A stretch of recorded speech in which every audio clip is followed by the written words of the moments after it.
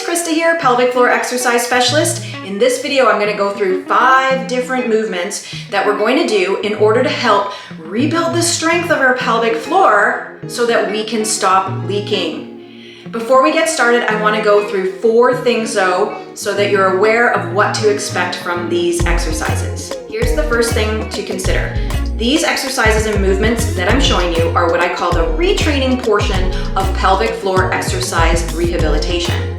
Having worked with hundreds of women over the years and women under the guidance of pelvic floor exercise rehab, evidence has shown that we also need to consider what I call releasing. It's something I learned a long time ago from another physical therapist, and retraining, then we can train the muscles. Releasing is where we're looking at what muscles are overworking and overcompensating, taking over the job of those inner core muscles, specifically when we have pelvic floor weakness. So this is the retraining process portion of exercise rehab.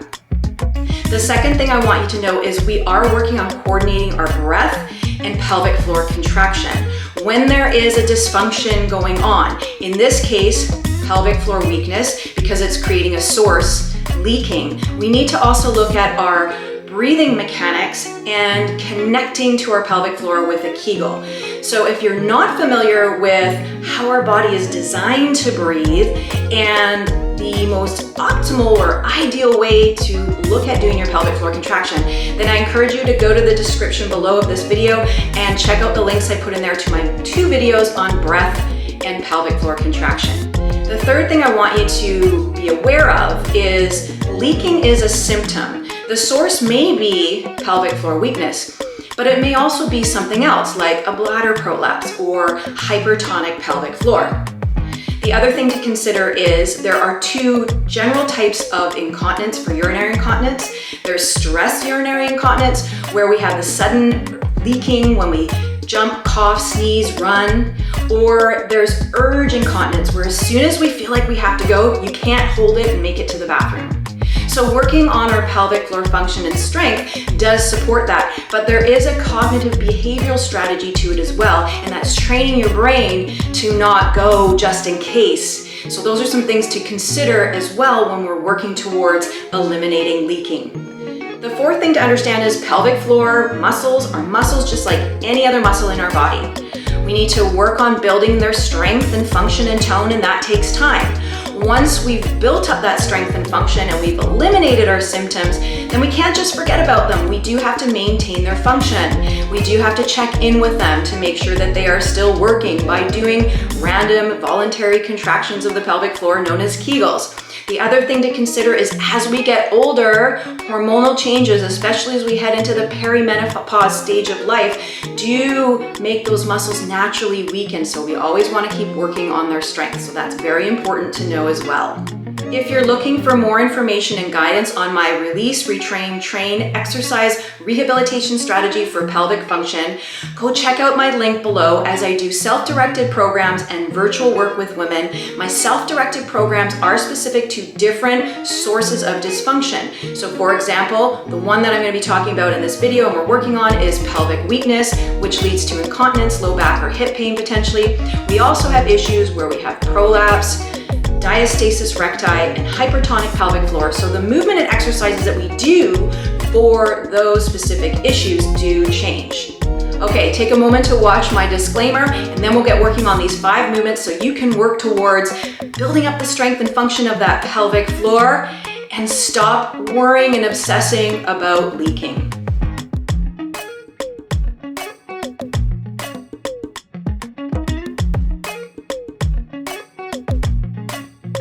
There are 2 things you're going to need to do these movements. One is a mat or something that's a firm but soft surface to lie on. The second thing is a stability ball. That's a large exercise ball. Now that's optional. If you don't have one, don't worry. The third thing you're going to need is a chair. So grab those to get ready for the next set of movements that we're going to do. And if you haven't done so already, please subscribe to my channel so you can get the latest updates on videos related to your pelvic floor health and exercise and movement. All right, now let's get started with the exercises. Okay, the first place we're going to work on our pelvic floor contraction is lying down on our back on the floor. For many people, this is usually the easiest place to introduce it, simply because we're taking gravity out of play. Okay, I'm going to lie down on my back. I'm gonna have my knees bent and my feet flat on the ground. So from here, I'm going to take my breath in, and as I exhale, I'm gonna think back front. Maybe I'm thinking pick up blueberries, maybe I'm thinking jellyfish, but either way, I'm gonna work on feeling the coordination of my pelvic floor on the exhale. So inhale, exhale, contract that pelvic floor, pick up the blueberries, lift them up towards your belly button.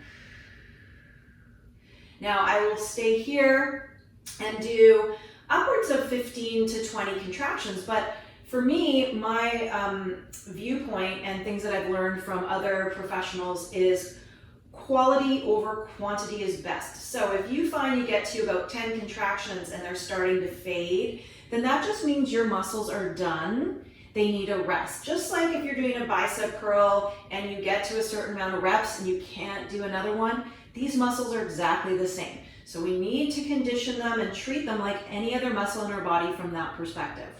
So from here, I want to coordinate a movement. So one of the movements I'm going to do, which is pretty simple, is lifting my foot up and down. So I'm going to take a breath in, exhale, contract that pelvic floor, thinking back front, lifting it in. As soon as I feel that connection, I'm going to lift this foot up and down through the exhale. So inhale, into my ribs expand. Exhale, contract. And then I'll do the same alternating legs. Inhale, exhale, contract. And again, I'll continue going alternating legs until I feel that the pelvic floor has had enough. A good indication that the pelvic floor and inner core are done with their repetitions is you might start to feel it in your hip flexor area or in your thighs, in your quad area. They'll start to burn because they're now taking over for the movement piece and the inner core is not able to stabilize. So that's why, and a good example of why we add movement is because this inner core anticipates movement. It stabilizes us before we move our leg. I'm choosing in this video some marching movements because I'm just going to teach this inner core and pelvic floor to work in anticipation of taking movements like steps. This is how we work on strengthening that pelvic floor. This is how we stop things like leaking. So let's move on to a seated position. Okay, I'm in a sitting position. I am using a stability ball. You can use a chair.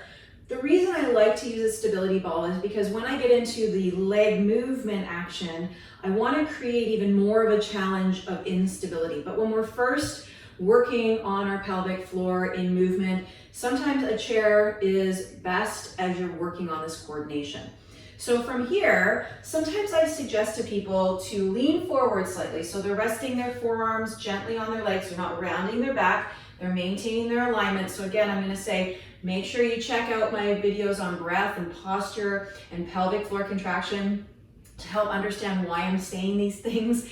So from here, I'm going to take that breath in and I'm going to exhale. I'm going to think back front, picking up those blueberries, lifting them up towards my belly button without over recruiting through my upper abdominals. And this leaning forward position does help us feel oftentimes more the front than the back. So majority of women tend to say, I feel this more recruiting at the front. But our pelvic floor, as you know, is a bowl shape. So we have the back, we have the front, we have the sides. So we want to make sure we're thinking anus, vagina, lifting up, or back front, or pick up those blueberries. So you can do it from this position, test it out. Maybe sitting up for you is better. You decide. So again, you're going to inhale, exhale, contract. You will do roughly 15 to 20 repetitions, but go to what your muscles can manage. I don't suggest more than 20 repetitions in a row. Pay attention to quality over quantity. Now, when we're talking about urinary incontinence, as I mentioned in the intro, there's stress urinary incontinence and urge incontinence. Stress urinary incontinence is where we have a sudden unexpected leaking, whether it was with a cough, a sneeze, a sudden movement, standing up, maybe jumping, running. The other one, urge incontinence, is where we feel the urge to go and we cannot hold it. And often we have leaking or we barely make it to the bathroom.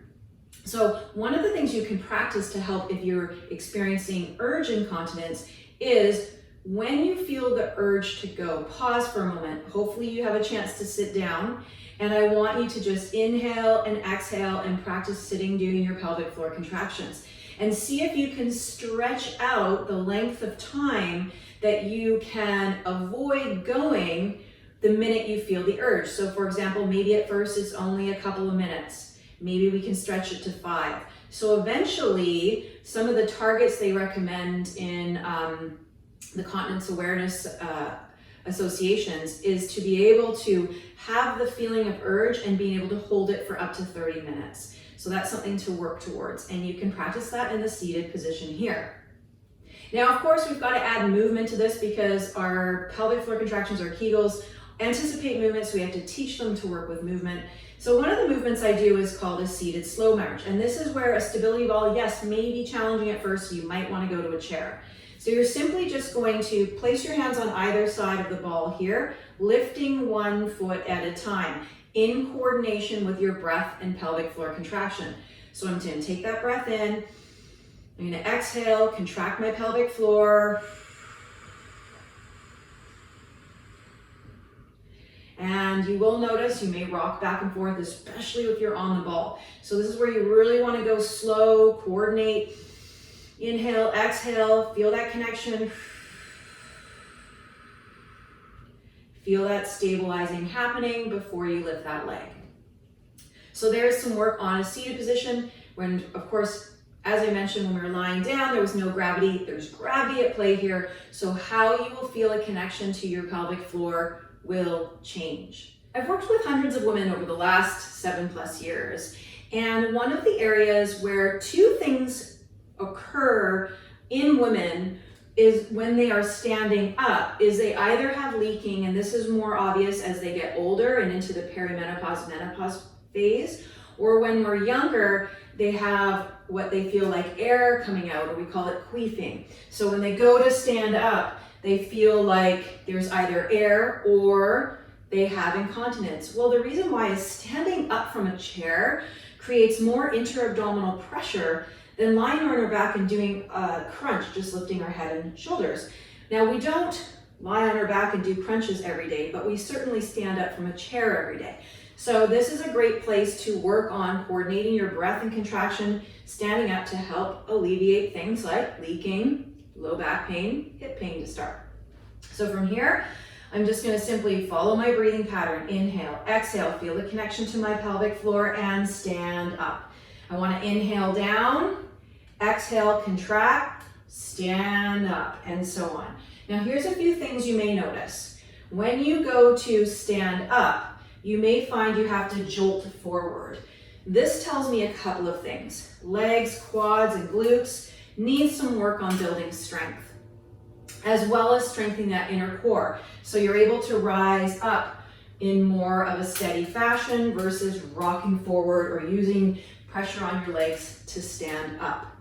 If that's the case, you want to put something under your bum that raises you up higher in your chair so you don't have as far to stand up as you're retraining these muscles.